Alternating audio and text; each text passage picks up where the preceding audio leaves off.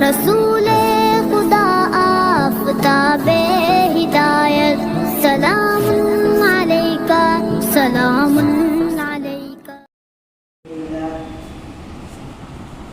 الحمد لله رب العالمين والعاقبة للمتقين والصلاة والسلام على سيد الأنبياء والمرسلين وعلى آله وأصحابه وأتباعه أجمعين. أما بعد فقد قال الله تبارك وتعالى في كلامه المجيد والفرقان الحكيم. أما بعد فقد أعوذ بالله من الشيطان الرجيم. بسم الله الرحمن الرحيم.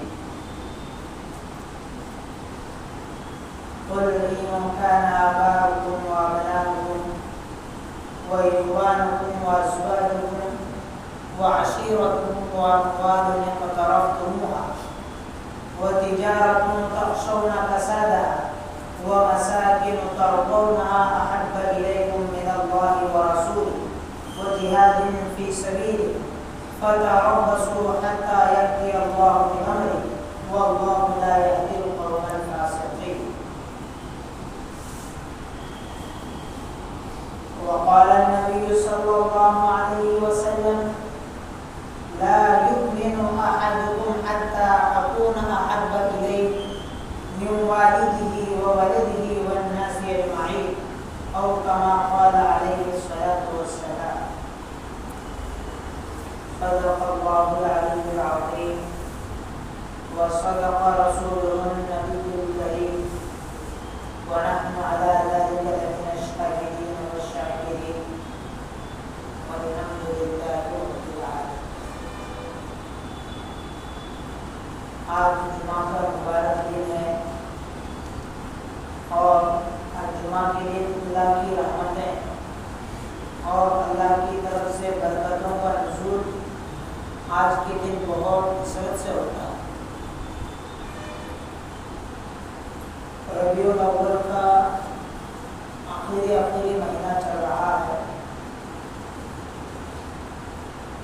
ربیع الاول کے مہینے میں عام طور پر سیرت النبی صلی اللہ علیہ وسلم بیان کی جاتی ہے۔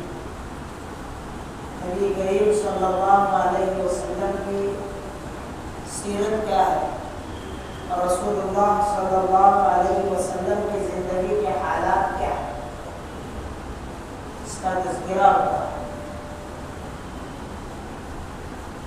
عزیزو، رسول اللہ صلی اللہ علیہ وسلم کی سیرت مکمل جو آپ صلی اللہ علیہ وسلم کی 63 سالہ زندگی ہے، اس کو آج تک نہ کوئی واعظ مکمل طور پر بیان کر سکا ہے، نہ کوئی مقرر بتا سکا ہے، اس لیے کہ رسول اللہ صلی اللہ علیہ وسلم کے کمالات کا احاطہ کرنا، رسول اللہ صلی اللہ علیہ وسلم کے اذکار کا احاطہ کرنا، رسول اللہ صلی اللہ علیہ وسلم کے حالات کا احاطہ کرنا کسی کے بس میں نہیں۔ اتنی تعریفیں، اتنے حالات اور اتنے کمالات رسول اللہ صلی اللہ علیہ وسلم۔ کوئی بھی مقرر اپنے دعوے میں کتنا بھی بتائے کہ میں رسول اللہ کے مکمل کمالات کو بیان کروں گا، رسول اللہ صلی اللہ علیہ وسلم کے انوارات کا ذکر کروں گا، تو اپنے دعوے میں کبھی بھی آخری منزل تک نہیں پہنچ سکتے۔ اتنے کمالات اللہ تبارک و تعالیٰ نے اپنے حبیب صلی اللہ علیہ وسلم کو عطا فرمائے۔ عزیزو، اللہ تبارک و تعالیٰ کا ہمیں شکر ادا کرنا چاہیے، بے انتہا اس کا احسان ماننا چاہیے کہ اس نے مجھے اور آپ کو ایمان اور اسلام سے سرفراز فرمایا، ایمان جیسی دولت مجھے اور آپ کو عطا فرمایا، اسلام جیسی دولت سے مجھے اور آپ کو مشرف کیا، دین کی نعمت سے مجھے اور آپ کو نوازا، اور اللہ تبارک و تعالیٰ کا بہت ہی بڑا احسان اس بات پر ہوا کہ مجھے اور آپ کو اللہ تعالیٰ نے اپنے حبیب صلی اللہ علیہ وسلم کی امت میں پیدا کیا. یہ سب سے بڑا احسان. اس احسان کو حاصل کرنے کے لیے نبیوں نے دعا کی. حضرت موسیٰ علیہ السلام نے دعا کی, کئی سارے نبیوں نے دعا کی. اللہ تبارک و تعالیٰ نے مجھے اور آپ کو یہ مقام دیا, مجھے اور آپ کو یہ مرتبہ دیا کہ مجھے اور آپ کو اللہ تعالیٰ نے اپنے حبیب صلی اللہ علیہ وسلم کی امت میں بغیر مانگے پیدا فرمایا. اس سے بڑا احسان اور کیا ہو سکتا ہے؟ عزیزوں, کسی بھی مسلمان کا اس وقت تک, چاہے وہ مرد ہو چاہے وہ عورت ہو, اس وقت تک اس کا ایمان مکمل نہیں ہو سکتا جب تک کہ اللہ سے اس کی نسبت اور رسول اللہ صلی اللہ علیہ وسلم سے اس کی سچی محبت نہ, اس وقت تک اس کا ایمان مکمل نہیں ہو سکتا. اور علماء فرماتے ہیں کامل ایمان کی علامت ہی یہی ہے کہ مسلمان کو اس کے تمام رشتے ناتوں سے بڑھ کر اور مسلمان کے لیے سب سے بہترین چیز یہ ہے کہ رسول اللہ صلی اللہ علیہ وسلم کی اس کو محبت نصیب ہو جائے, رسول اللہ صلی اللہ علیہ وسلم کی مکمل تابعداری اس کو نصیب ہو جائے. یہ ایمان کے کامل ہونے کی علامت. کسی بھی مسلمان کا ایمان اس وقت تک مکمل نہیں ہو سکتا, کامل نہیں ہو سکتا جب تک کہ حضور سے سچی محبت اس کو نصیب نہ ہو. میں نے آپ حضرات کے سامنے جو ایک آیت تلاوت کی ہے 10ویں پارے کی, سورہ توبہ کی آیت ہے. یہ آیت ان لوگوں کے بارے میں نازل ہوئی ہے کہ جنہوں نے ہجرت کے فرض ہونے کے وقت مکہ سے مدینہ کی طرف ہجرت نہیں کی, ان کے بارے میں آیت نازل ہوئی.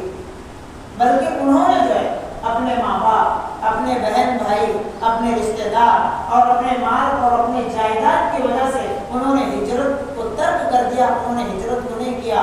اس وقت اللہ تبارک و تعالیٰ نے آیت نازل فرمائی.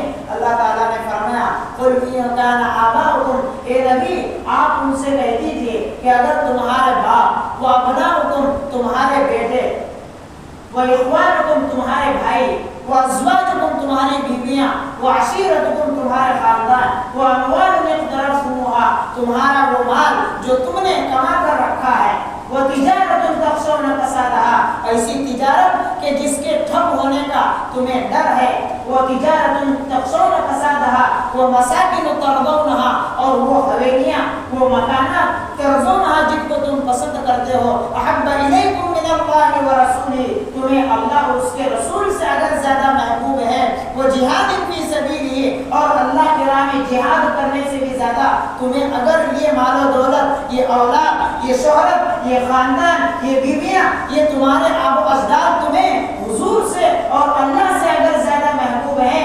فتربصوا تو انتظار کرو حتی یأتی اللہ بامرہ کہ اللہ کا عذاب تمہارے پاس آ جائے. عزیزوں, اس آیت سے پتہ چلتا ہے کہ ہمارے دل کے اندر حضور کی محبت, اللہ کی محبت ہمارے خاندان سے زیادہ ہونا چاہیے, ہمارے رشتہ داروں سے زیادہ ہونا چاہیے, ہمارے بال بچوں سے زیادہ ہونا چاہیے, ہمارے اعزہ و اقارب سے زیادہ ہونا چاہیے. اور اس چیز کو حضرت نے ایک بہت ہی بہترین انداز میں فرمایا کہ اگر دو جہاں کی کامیابی اگر تجھے چاہیے, فرمایا دو جہاں کی کامیابی اگر تجھے چاہیے ان کا دامن تھام لے جن کا محمد نام. اگر ہمیں دنیا اور آخرت کی یقینی کامیابی حاصل کرنا ہے تو ہمیں محمد الرسول اللہ کا دامن تھام لینا, ان کے دامن کو پکڑنا ہوگا کہ محمد سے وفا تو نے تو یہ تیرے ہیں, یہ لوح و قلم کیا چیز ہے, سارا جہاں تیرا ہے. اگر رسول اللہ تو ہمارا دنیا کا مسئلہ بھی حل ہو گیا، ہمارا آخرت کا مسئلہ بھی حل ہو گیا۔ اس چیز کو عزیزوں صحابہ نے سمجھا، اسی وجہ سے علماء فرماتے ہیں کہ حضور اقدس صلی اللہ علیہ وسلم کے ہر ایک حکم کو جنہوں نے پورا کیا، رسول اللہ صلی اللہ علیہ وسلم نے کسی بھی حالت میں صحابہ کو حکم دیا، انہوں نے رسول اللہ کے حکم کو پورا کیا، پورا ہی نہیں کیا بلکہ علماء فرماتے ہیں کہ جان کی بازی اگر لگانا ہے تو صحابہ جو ہے وہ کبھی پیچھے نہیں ہوتے۔ اسی لیے فرماتے ہیں کہ یہ جان یہ تو خدا کی دی ہوئی نعمت ہے، حق بات تو یہ ہے کہ اس کا حق ادا نہ ہو سکے۔ اگر ہم اسلام کی تاریخ کو اٹھا کر دیکھیں، ہم تاریخ کی کتابوں کا اگر مطالعہ کریں تو ہمیں معلوم ہوگا کہ صحابہ کی زندگیاں ایک بہت ہی بہترین نمونہ ہے۔ ان کی قربانیاں، ان کے کارنامے ہماری آنے والی آئندہ نسلوں کے لیے ایک سبق ہے۔ آج کے اس مادیت اور فتنے والے دور میں اور آج کے اس ایمان اور اعمال کے کمزور ترین زمانے میں صحابہ کے واقعات، اکابرین کے حالات، ہمارے ائمہ سلف اور ہمارے اکابرین کے حالات جو ہے آنے والی نسل کے لیے ایک بہت ہی بڑی عبرت کی چیز ہے، ایک بہت ہی بڑی نصیحت کی چیز ہے۔ دوستو، ہم تاریخ کی کتابوں کا مطالعہ کریں، قرآن کا مطالعہ کریں، قرآن کی تفسیر کو پڑھیں، قرآن کے معنی کو سمجھیں تو ہمیں پتہ چلے گا اللہ تبارک و تعالیٰ نے کیسی زبردست باتیں، کیسے زبردست انداز میں قرآن کو سمجھایا، اپنے دین کو سمجھایا، اپنے احکام کو سمجھایا، اپنی شریعت کو سمجھایا۔ ہم دیکھیں تو صحیح، ہم قرآن کا مطالعہ تو کریں، ہم دین کو سمجھنے کی کوشش تو کریں۔ صحابہ کے لیے رشتہ داروں کی قربانیاں، زمین و جائیداد کی قربانیاں، اپنے ہرے بھرے باغات کی قربانیاں، اپنی بڑی بڑی تجارتوں کی قربانیاں دینا صحابہ کے لیے اس لیے آسان تھا کیونکہ حبیب اللہ سید الکونین صلی اللہ علیہ وسلم کی محبت، ان سے عشق اور ان سے پیار جو ہے ان کے دل کے اندر بسا ہوا تھا۔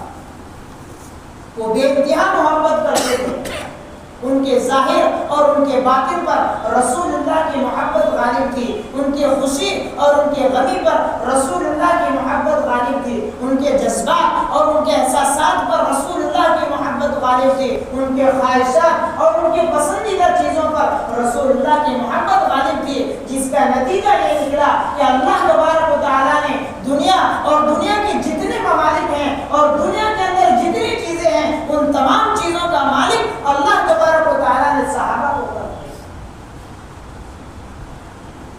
اس لیے کہ حضور کی محبت ان کے اندر موجود ہے۔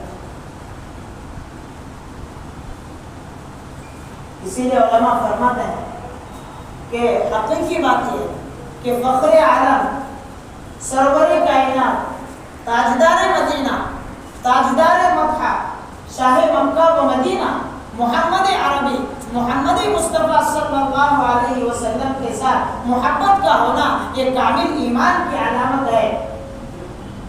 رسول اللہ صلی اللہ علیہ وسلم کے ساتھ محبت کا ہونا یہ ایمان کے مکمل ہونے کی علامت ہے، اور صحیح معنی میں محبت یہ ہے کہ آدمی سب کچھ چھوڑ کر، آدمی سب کچھ قربان کر کے، ہر چیز سے بے نیاز ہو کر حضور اور حضور کی اداؤں کو اختیار کرے، اس کی اطاعت کو اپنا کرے اور اپنے تمام تر حاجات کو ترک کرے، اس سے سچی محبت کرے، یہی سچی عقیدت ہے اور یہی سچی محبت ہے۔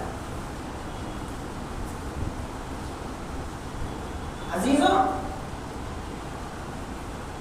جو آدمی رسول اللہ کی سچی محبت جس آدمی کے دل میں ہوگی، جو آدمی اللہ والا ہوگا، وہ آدمی اگر کسی بھی جگہ جائے، وہ جہاں بھی جائے گا اللہ اس کو غالب رکھے گا، اس کو بلند مقام عطا کرے گا۔ اگر رسول اللہ کی محبت رکھنے والا آدمی اگر کسی بادشاہ کی محفل میں جائے، اللہ اس کو وہاں بھی غالب رکھے گا، اللہ اس کے مقام کو وہاں بھی بلند کرے گا۔ اگر رسول اللہ کی محبت رکھنے والا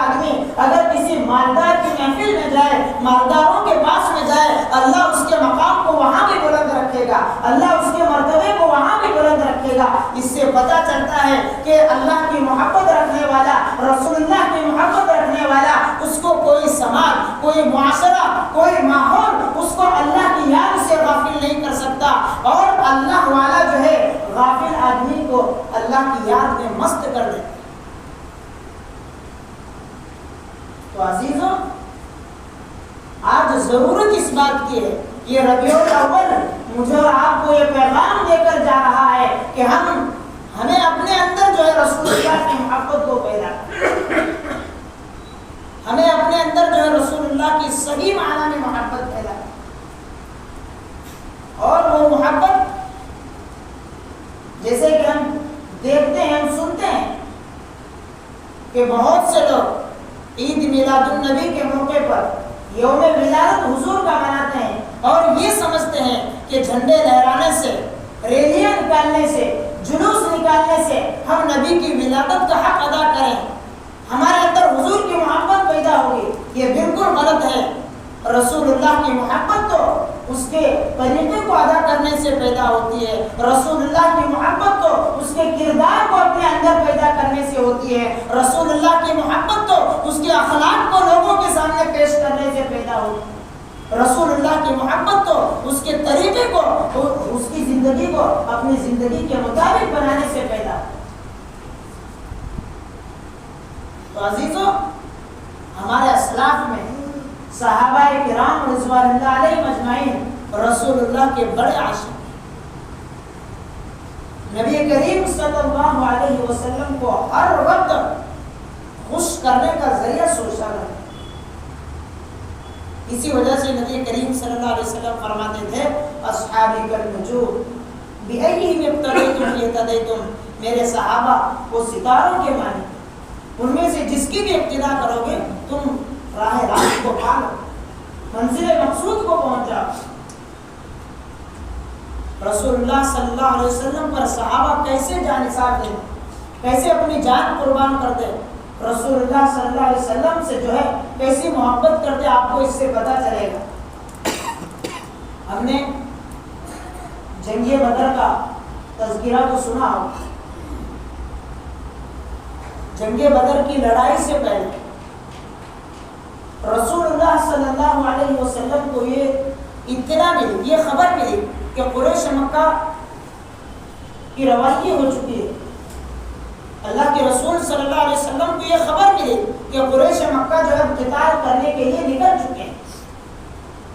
رسول اللہ صلی اللہ علیہ وسلم نے اس خبر کی نزاکت کو سمجھتے ہوئے صحابہ کو اکٹھا کیا، جمع کیا، ان کو بتایا کہ دیکھو دشمن ہمارے سامنے ہے، اب لڑائی ہمارے سر پر ہے، دشمن حملہ کرنے کے قریب ہے، بتاؤ ہمیں اب کیا کرنا چاہیے۔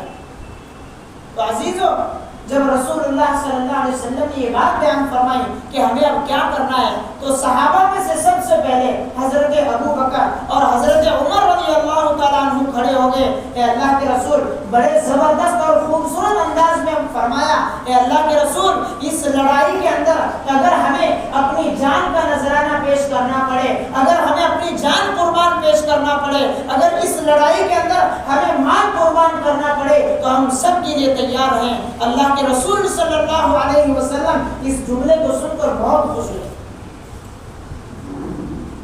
اس کے بعد ایک اور عاشق رسول حضرت مقداد بن اسود رضی اللہ تعالیٰ عنہ فرماتے ہیں، اے اللہ کے رسول، اللہ تبارک و تعالیٰ نے آپ کو جس کام کا حکم دیا ہے آپ اس کو انجام دیجئے، ہم آپ کے ساتھ ہیں۔ اے اللہ کے رسول، جس طریقے سے بنی اسرائیل نے حضرت موسیٰ علیہ السلام کو کہا تھا کہ اے موسیٰ، تم اور تمہارا خدا جاؤ اور انہیں سے مقابلہ کرو، ہم یہاں بیٹھے ہیں، ہم اس طرح سے نہیں کہیں گے۔ اے اللہ کے رسول، ہم آپ کے ساتھ جائیں گے، آپ اور اللہ جو ہے قتال کریں گے اور جہاد کریں گے، تو اللہ کے رسول ہم بھی آپ کے ساتھ مل کر دشمنوں کا مقابلہ کریں گے، ان سے جہاد کریں گے۔ رسول اللہ صلی اللہ علیہ وسلم کی روایت کے الفاظ ہیں، وَلَكِنْ نُقَاتِلُ عَنْ يَمِينِكَ وَعَنْ شِمَالِكَ وَبَيْنَ يَدَيْكَ وَخَلْفَكَ۔ وہ صحابی کہتے ہیں، اللہ کے رسول، ہم آپ کے دائیں سے، ہم آپ کے بائیں سے، ہم آپ کے پیچھے سے، ہم آپ کے آگے سے قتال کریں گے، دشمنوں کا خاتمہ کریں گے۔ حضرت عبداللہ ابن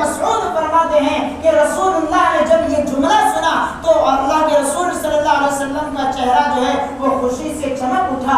اللہ کے رسول انصار جماعت کی طرف دیکھنے لگے کہ یہ کوئی رائے دیتے ہیں یا نہیں دیتے ہیں. تو اس کے بعد حضرت سعد ابن معاذ رضی اللہ تعالیٰ عنہ کھڑے ہوتے ہیں اور کھڑے ہو کر بہترین انداز میں جواب دیتے ہیں, اے اللہ کے رسول آپ کیوں گھبراتے ہیں؟ ہم نے آپ پر ایمان لایا, ہم نے آپ کی تصدیق کی. اے اللہ کے رسول جو احکام آپ لے کر آئے وہ سچے ہیں. اے اللہ کے رسول ہر حال میں ہم آپ کا ساتھ دینے والے ہیں, آپ کو گھبرانے کی ضرورت نہیں ہے. ہمارے پاس جو مال ہے, ہمارے پاس جتنا بھی مال ہے, آپ اس میں سے جتنا چاہیں لے لیں, آپ اس میں سے جتنا چاہیں چھوڑ دیں. آپ جس مال کو لیں گے ہم اس کے اوپر جو ہے وہ راضی ہو جائیں گے. اے اللہ کے رسول خدا کی قسم کھا کر کہتا ہوں, حضرت سعد ابن معاذ فرماتے ہیں, اے اللہ کے رسول میں خدا کی قسم کھا کر کہتا ہوں جس ذات نے آپ کو سچا رسول بنا کر بھیجا ہے, اگر آپ ہمیں سمندر میں کودنے کا حکم دیں تو ہم سمندر میں بھی کود جائیں. اگر آپ ہمیں سمندر میں غوطہ لگانے کا حکم دیں تو ہم اس کے اندر بھی غوطہ لگا سکتے ہیں. آپ کی محبت سے بڑھ کر کچھ نہیں, آپ کی ذات سے بڑھ کر کچھ نہیں. ہمیں دنیا ملے یا نہ ملے, ہمیں مال ملے یا نہ ملے, آپ کی محبت ملے یہ بہت کافی.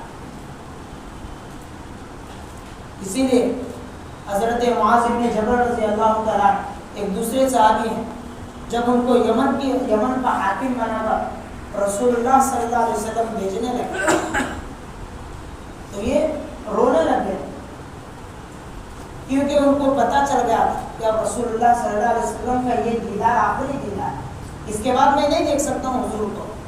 تو وہ رونے لگ گئے, اے اللہ کے رسول اب اس کے بعد جو آپ کا دیدار کبھی نہیں ہو, مجھے آپ سے بے انتہا محبت ہے, آپ کا دیدار اب اس کے بعد میں نہیں ہوگا. تو رسول اللہ صلی اللہ علیہ وسلم نے فرمایا المرء مع من حب, کل قیامت کے دن آدمی اسی کے ساتھ ہوگا جس کے ساتھ اس نے دنیا میں محبت کی ہو. تو یہ حدیث سن کر حضرت معاذ بن جبل بہت خوش ہوئے.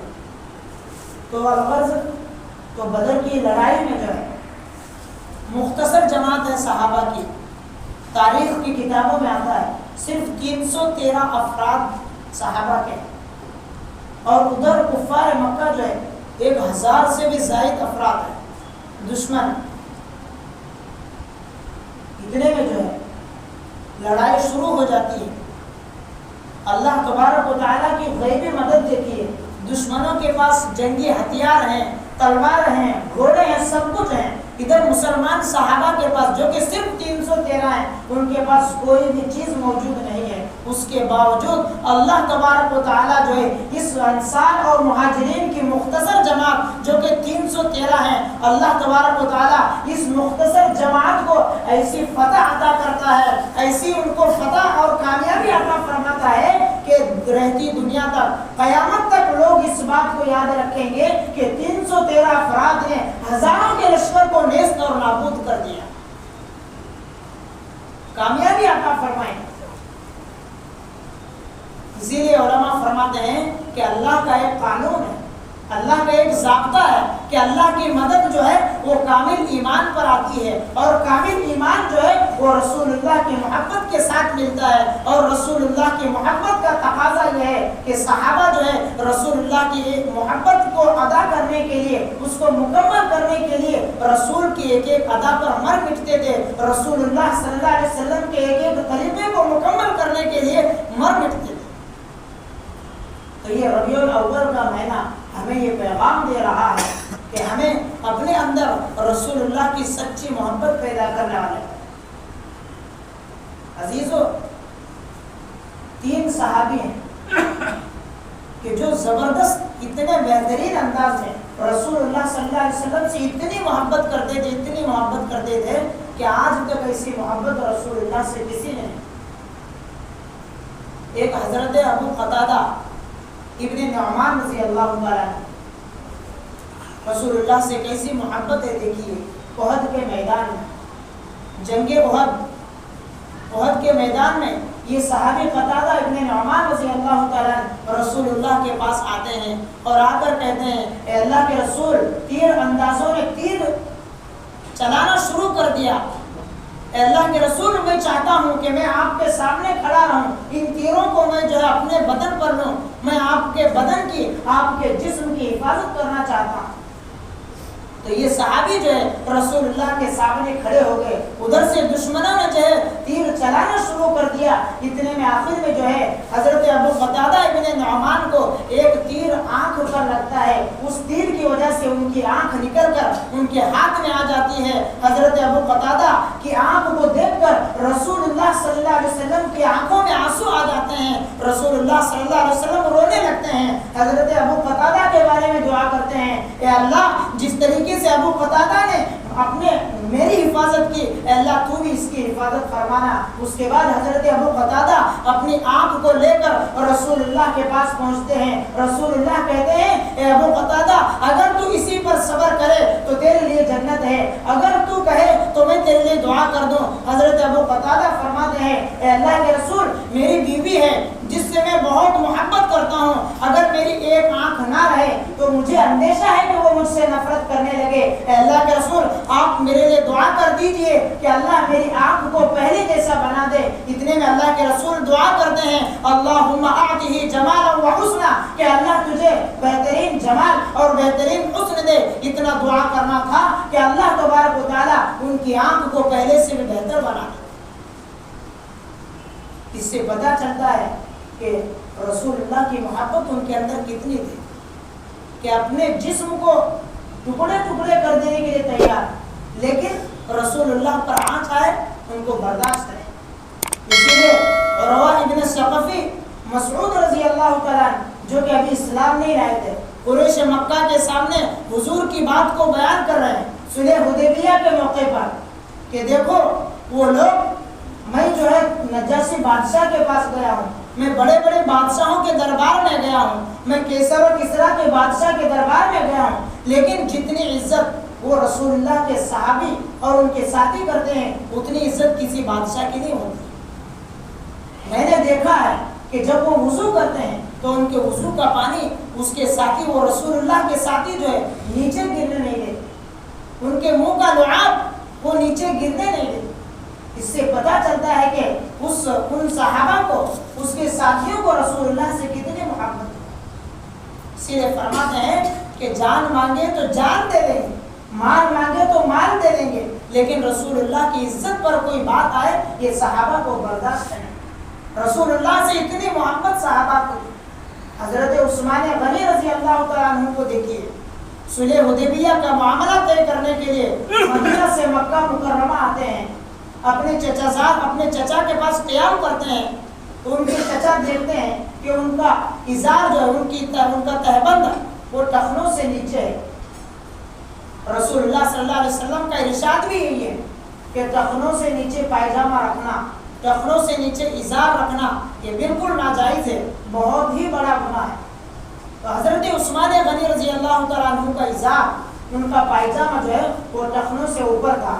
ان کے چچا نے ان سے کہا کہ عثمان، عرب کے لوگ جو ہے، عرب کے لوگوں کا دستور ہے کہ یہاں عرب کے اندر لوگوں کا پائجامہ اور ان کا ازار جو ہے وہ ٹخنوں سے نیچے ہوتا ہے، اور جس کا ازار ٹخنوں سے نیچے ہوتا ہے وہ بہت ہی بڑا آدمی سمجھا جاتا ہے۔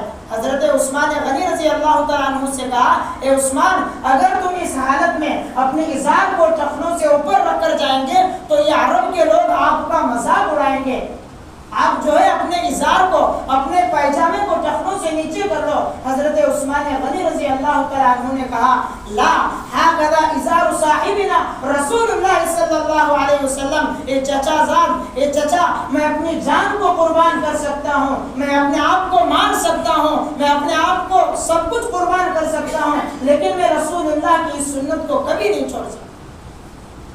میں نے دیکھا ہے رسول اللہ کا ازار، رسول اللہ کا تہبند، رسول اللہ کی لنگی جو ہے وہ ٹخنوں سے اوپر ہوا کرتی ہے۔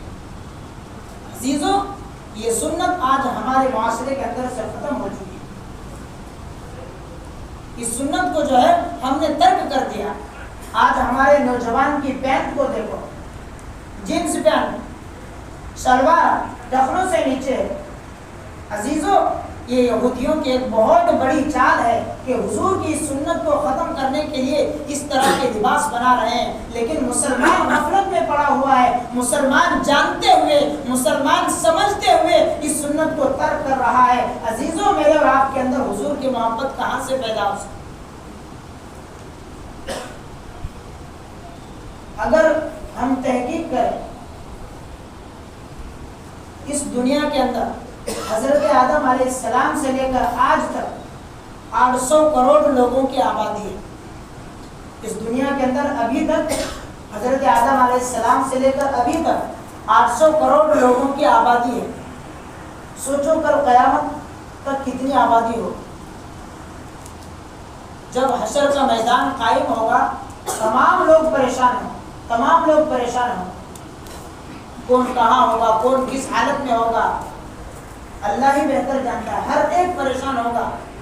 عزیزو یاد رکھو، جب 1000 یا 2000 کا مجمع ہوتا ہے، اگر کوئی آدمی گم ہوتا ہے تو اس کے لیے کتنا پریشان ہوتے ہیں. تو سوچو کل قیامت کے دن حشر کے میدان میں کتنے لوگوں کی آبادی کتنی ہوگی، وہاں پر لوگ کتنا پریشان ہوں گے. اللہ کے رسول صلی اللہ علیہ وسلم فرماتے ہیں کہ تمہیں گھبرانے کی ضرورت نہیں ہے. تمہیں کیا ہے؟ گھبرانے کی ضرورت نہیں ہے. حشر کے میدان میں کوئی کسی کو نہ پہچانے گا، کوئی کسی کی سفارش نہیں کرے گا.